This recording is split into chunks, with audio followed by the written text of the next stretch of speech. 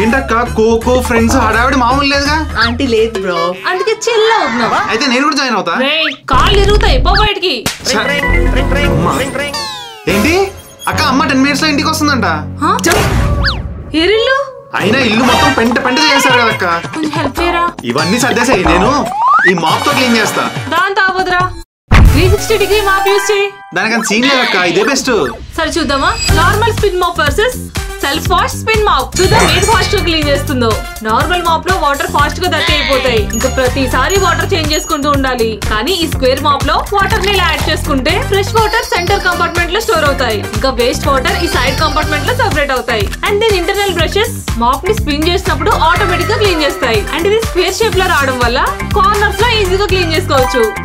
So దీంతో నేను first clean చేసేసా. ఏం చేస్తున్నావురా?